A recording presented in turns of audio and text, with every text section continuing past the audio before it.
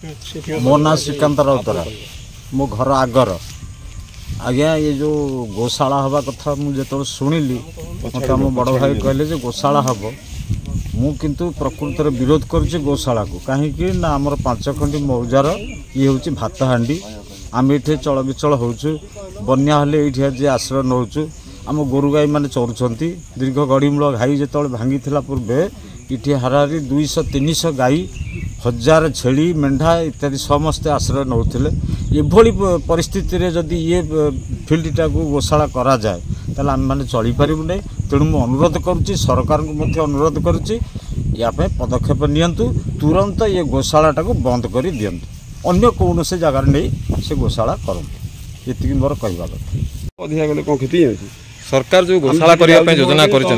प्रतिवाद आप कौन कहे आम तो चाहूँ जी गोशाला न हो हेले आम ग्रामवासी मानकर सबदा हो पार ना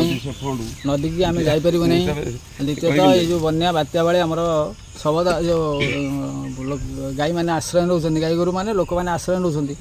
नहीं पारे ना तेणुक आमको सरकार पाखे नवेदन करुँ गोशाला बंद करा जाऊ। सुभाष चंद्र महांती आउ कोतल गाँव मु जड़े अधिवासी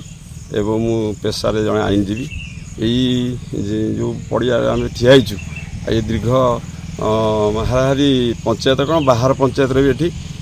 बहुत साहय पाती कारण गोरु गाई मेढ़ा छेली प्राय से चलती से भरण जो चलला जो से उपार्जन करती चलती ये बन्या गोटे हुए 80 मसीह बन्या है प्रथम थर कि आम बाहर रोलु सबू बुड़ीगला आम ये बन्या धीरे आश्रय नहीं ये गोरु गाई मस धरी रही तेणु विशेष आम तापर गोटे विलेज कमिटी है विलेज कमिटी आम गछ सब रखिकी जो मैंने हाणी हुणी नौले ताल गछ लेंबू गछ विभिन्न प्रकार ताकू सेव कलु से गछ आज बढ़ी आम प्रपोजाल देचु ये गोटे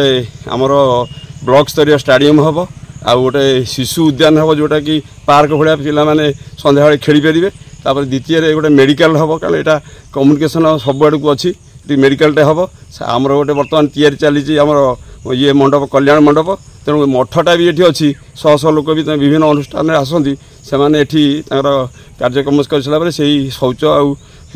पड़िया जा गोबर नहीं प्रभावित हो जो कि समस्त व्यवहार करती प्राय पानी गोरु गाई ठूँ मनीष व्यवहार करती तेणु ये विशेष असुविधा हम कौन ये अंचल आम एका नुह कोतल गाँ पाखापाखि जिते गाँ अच्छी से आसिक समस्ते प्राय सका आसिले आपड़ देखिए आसी समस्ते मठ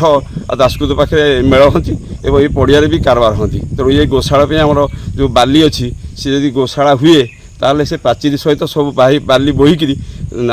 पलैब कौटी गोबर की गलापर ये जो स्तूप अच्छी जो आम दासकुद मठ कहुँ हाड़पड़िया दासकुद मठ सी आज क्षतिग्रस्त हम जहाँफल बन्या बात्या हेले आम गाँ टोटाल कोतल गाँ धोईज आ विशेष मुझे कहूँ कहनी अनुरोध करुँची या कार्यक्रम बंद करती आम गाँ आखपाख गाँव यहाँ सब शुभंकर हम ना आम राजरास्ता को ओह्लैबू आईनगत कार्यानुष्ठान नबू। गोशाला प्रतिवाद में आमर ग्रामवासी मानकर कहवा कथा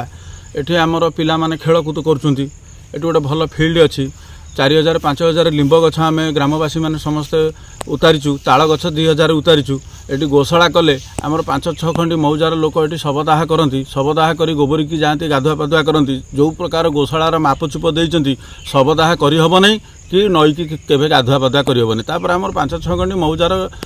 गोरु गाई मैंने ये चरती बन्या बेले ये लोक मैंने आश्रय नियंती गोरु गाई मैंने बांधती आणिकी ये जदि गोशाला है आम 5-6 खंडी मौजार लोक बहुत हैरान सम्मुखीन हबु तेणु आम सरकार पाखे आपत्ति करुचु जे एठारे गोशाला न करा जाऊ बोली।